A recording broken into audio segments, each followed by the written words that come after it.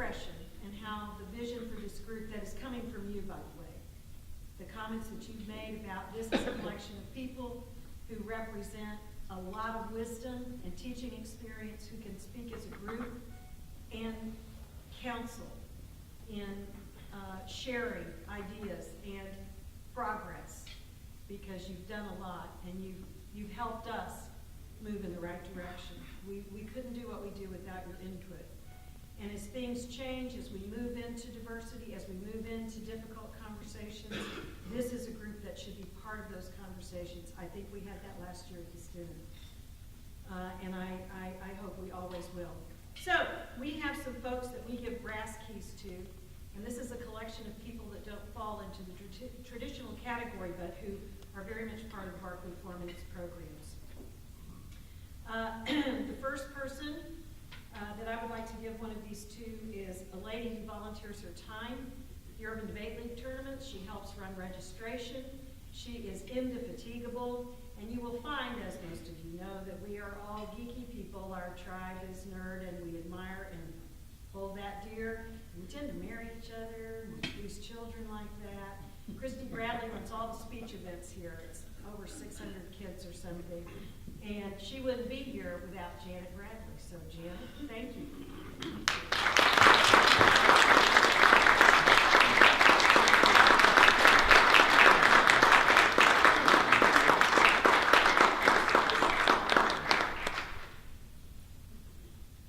Speaking of spouses, these are apparently bronze keys, not brass keys. Thank you. Well, I don't know. Doug Shipman said that I did facts and not stories, so I love that. The second key, there's a person who has just become so critical to James Rowland and my work in the community programs and debate across the curriculum, because we have this crazy idea that we could get to 7 million kids in the urban core in the United States. That's the number the Council for the Great City Schools says is in need of a level playing field in education. Supreme Court says it's equal. We've said this before. You go to any major city, and Martin Luther King High School is one of the worst schools in the city. It's time we did something about that, and we think we can do that with debate across the curriculum. We are willing to exploit and hop on the Common Core State Standards bandwagon to achieve that objective. And we don't really care about it politically. We just know we can get stuff done, and this is how we go about doing it. This person has done more for us in terms of helping evaluate some pretty serious grant money that we've gotten to do pilot projects to promote debate in the classroom through teacher training that's online and efficient, not got a lot of overhead and people making money. It's all nonprofit. But I'm not sure we would have this one grant in particular without the impact reports and communication skills, not to mention fundraising of this lady. Many of you want people like this in your shop. Go find them. They're worth their weight in gold. Carol Davis.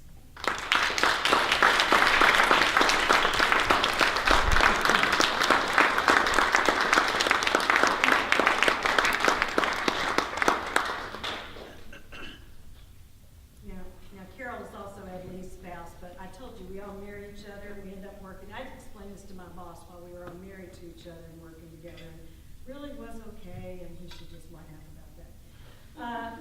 Third bronze-ish key that we are giving today. This woman is so awesome, I don't even know where to start.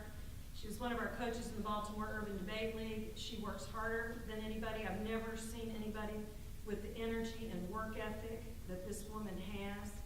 And after being stupid for most of the last 7 years, James Rowland finally married her. And I'm talking about James, not Renata. She stuck it out. But anyway, Renata is critical to our work at all levels. Debate across the curriculum, Common Core. She's a school teacher. She's on the ground. She knows what she's doing. Renata?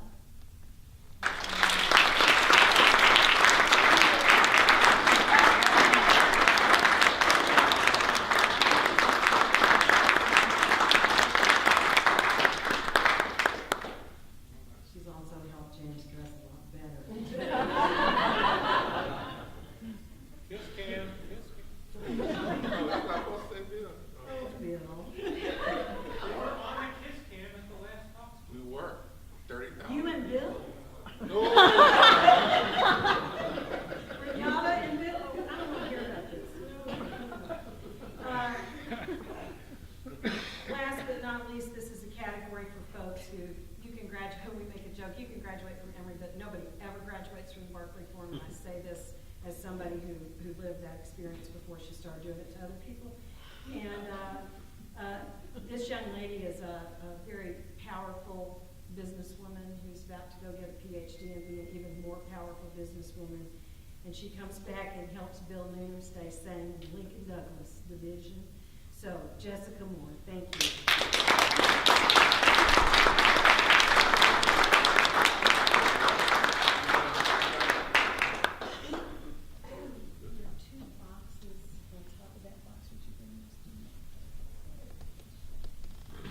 You have spiffing these Stolls. Those of you who are older coaches lived in the era of what Mr. Pelham called salmon pink Stolls. They were disturbing. And we had them since the mid-'80s. And we decided that there were so many gravy stains on them, and I know Billy Tate is watching, and he produced half of them. Got to the point where the dry cleaning bills were impossible. And so we got new Stolls.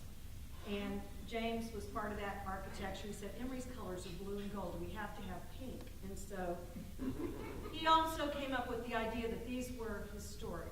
They were valuable. And so we have a new, I'm going to just show, we have a new procedure where we have put these in presentation boxes with a letter about what they mean and who this person was. And when an individual passes on, we make these presentations to family or school, whichever is most appropriate. And I want to make the first presentation to Bobby Swisher from Charles Henderson High School. And her student and my student, John Sharp, is going to say a few words and accept on the family's behalf, and this will ultimately go to Charles Henderson High School.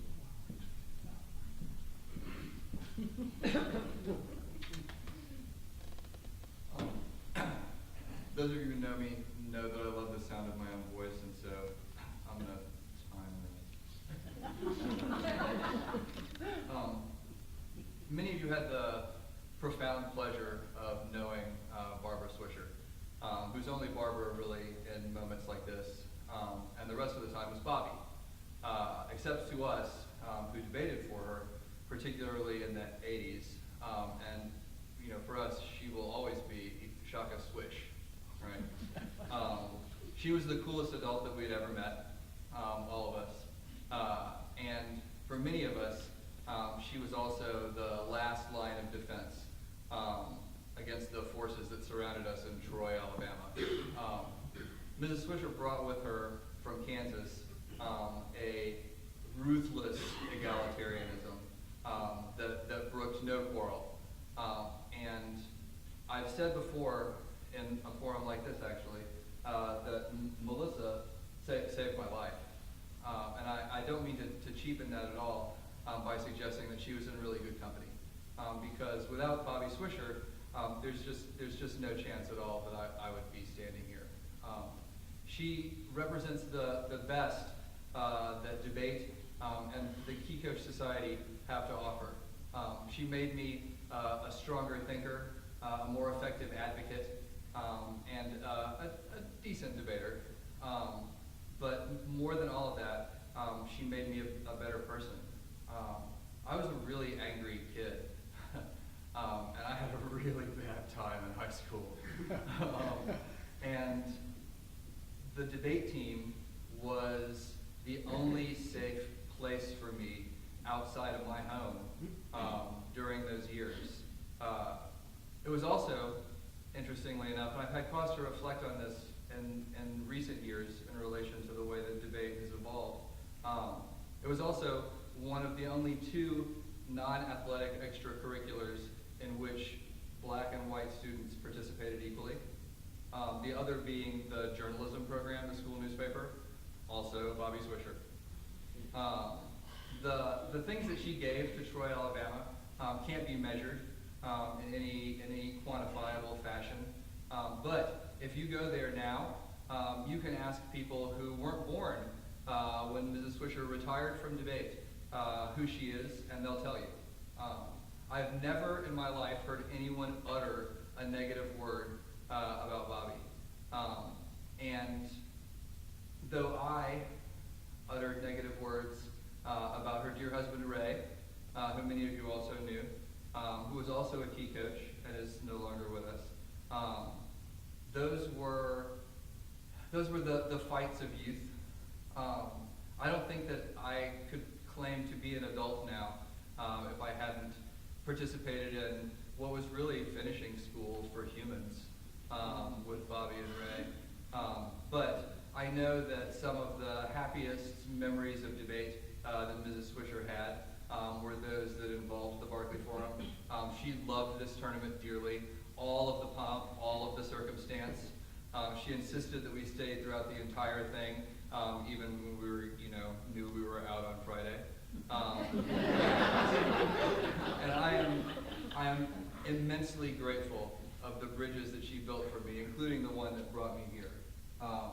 I've been enormously fortunate to have the coaches that I've had, but I think that we've all been enormously fortunate to have Dr. and Mrs. Swisher in our lives. I thank you for this remembrance. It means an enormous amount. And we're going to rub Shaw Sanderson's face in it because they no longer have a debate program. And so at least they'll have to have a shrine now. Thank you all.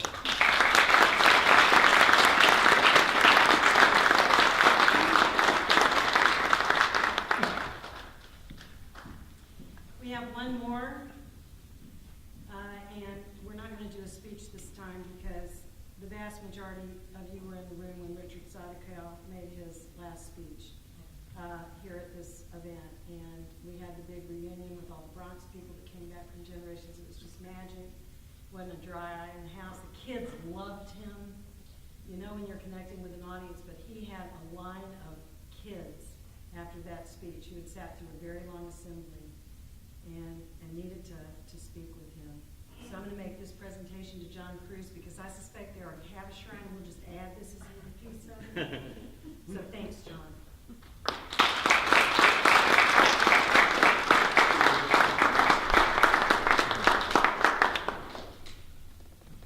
Okay, we're to the main show.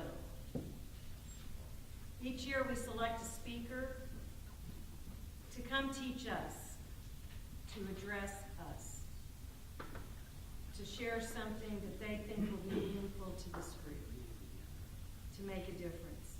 One of the things about being a teacher is it's a commitment to being a lifelong student. And I have known this woman for a very long time. I have admired her for a very long time. I'm very delighted to welcome Dr. Tracy McFarland.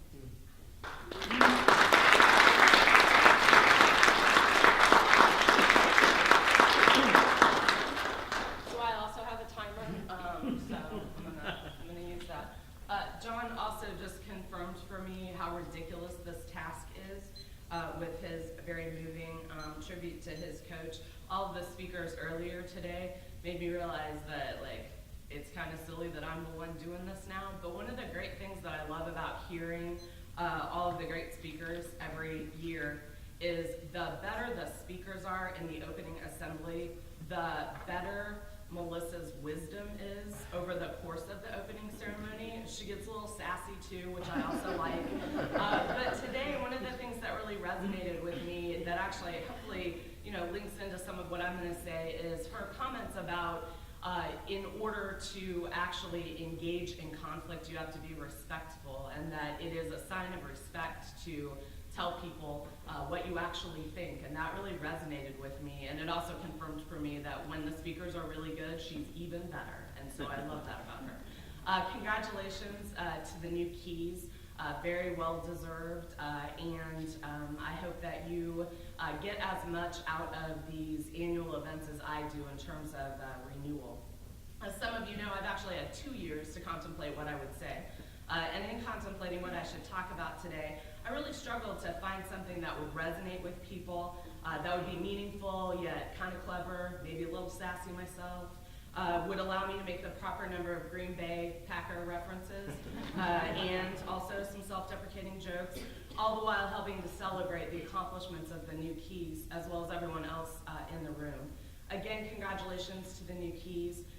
Dan said he had a lot of, well, not entirely helpful suggestions about how I might proceed with the speech, but one of them that he suggested was, we were sort of talking about the most memorable Key speeches, and for him, apparently, one of the most memorable speeches was when Richard Sadeko gave this speech. And Dan's recollection is he basically went around the room like saying like snarky and sassy things to everyone in the room. I didn't think I could quite pull that off, so I jettisoned that suggestion as well.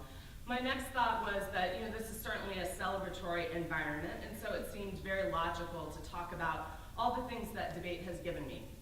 I met my soulmate when I was 16 in debate under relatively scandalous circumstances. He was my lab leader. We were just regaling